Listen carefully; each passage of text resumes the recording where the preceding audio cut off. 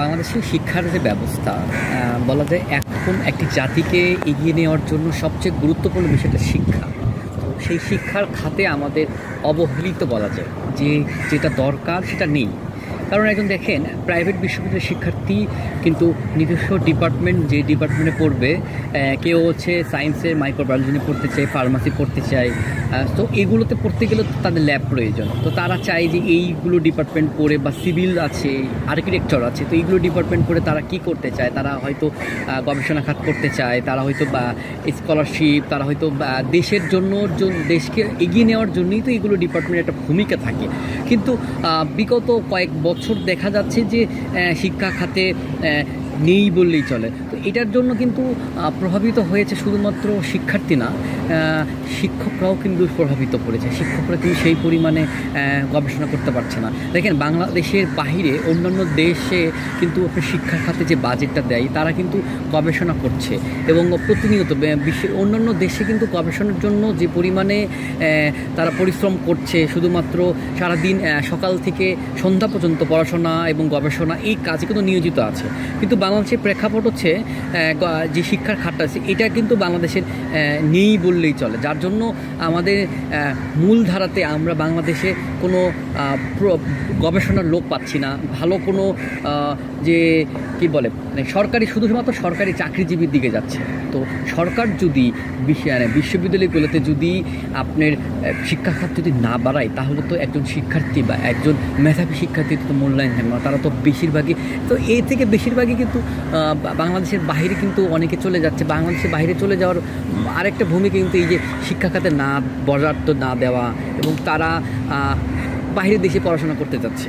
কিন্তু আমাদের অনেক শিক্ষার্থী, বাংলাদেশের অনেক শিক্ষার্থী কয়েক বছরও এটার বিভিন্ন ছাত্ররা অভিযোগ করেছে এবং এটার প্রতিবাদ জানিয়েছে। শিক্ষা খাতে যদি বাজেট বাড়ানো হয়, তাহলে আমরা সুষ্ঠুভাবে পড়াশোনা করতে পারবো এবং শিক্ষকরাও কিন্তু গবেষণা করতে পারবে।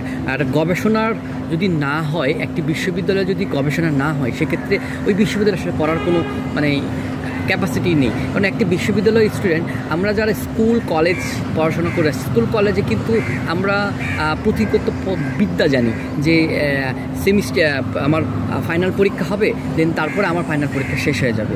কিন্তু বাংলাদেশের যে পারপাস থেকে আমরা হচ্ছে বিশ্ববিদ্যালয়ে যাওয়ার পরে কিন্তু আমরা শুধুমাত্র চাকরির দিকে ছুটছি, গভর্নমেন্ট চাকরি বা বিসিএসির দিকে।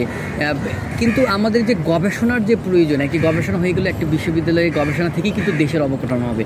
যদি আমি বলি সিভিলের কথা যদি বলি, বা আর্কিটেকচার যদি গবেষণা খাত যে বরাদ্দ আর্কিটেকচার, বা তারা যে এই স্থাপত্য যদি তারা যদি না করে, তাহলে কিন্তু একটি ভালো কিছু হবে না।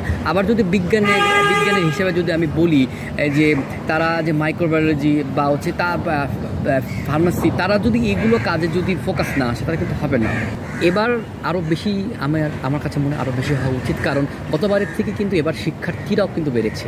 এবং বলা যায় যে গত 1 থেকে 2 মাস আগে কিন্তু বিবিএতে তথ্য আসছে, বিভিন্ন মাধ্যমে গণমাধ্যমে তথ্য আসছে, কিন্তু চাকরির বাজারও কিন্তু নাজেহাল, চাকরি কিন্তু হচ্ছে না এবং তারা কিন্তু সেই ইফেক্ট দিতে পারছে না। তো শিক্ষা প্রয়োজন, বাজেটটা যদি যতক্ষণ না হবে, একটি শিক্ষার্থী কিন্তু সে কোনোভাবেই মূল্যায়ন পাবে না। তো শিক্ষা যদি সঠিকভাবে মূল্যায়ন না করা হয়, শিক্ষার যদি সঠিকভাবে বাজেটটা না হয়, সে কিন্তু কর্মজীবনে কিন্তু সঠিকভাবে মূল্যায়ন পাবে, কর্মজীবনে সে কিন্তু হবে না। এবং শিক্ষার কিন্তু অনেক ম্যান্ডেটরি আছে, শিক্ষার কোনো স্তর বাই আছে, কেউ স্কিল ডেভেলপের জন্য আছে, গবেষণাটাও আছে।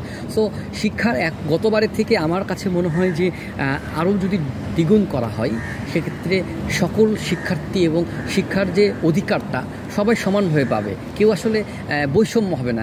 এখন বলা যায় বেশিরভাগই শিক্ষা একটা বৈষম্য দিকে যাচ্ছে। আচ্ছা, কিন্তু এই বৈষম্যটা না, শিক্ষার যদি বৈষম্য করা হয়, তাহলে আমার মনে হয় একটি জাতির ধ্বংসই কিন্তু শিক্ষাই, এবং জাতির উজ্জীবিত মানে জাতিকে এগিয়ে নেওয়ার নামই হচ্ছে শিক্ষা। এটা বাড়ানো উচিত আমার মনে হয়। সংবাদ, ফিচার ও অনুষ্ঠানের জন্য ভিজিট করুন সংবাদ প্রকাশের ওয়েবসাইট এবং যুক্ত থাকুন ফেসবুক পেজ ও ইউটিউব চ্যানেলের সঙ্গে।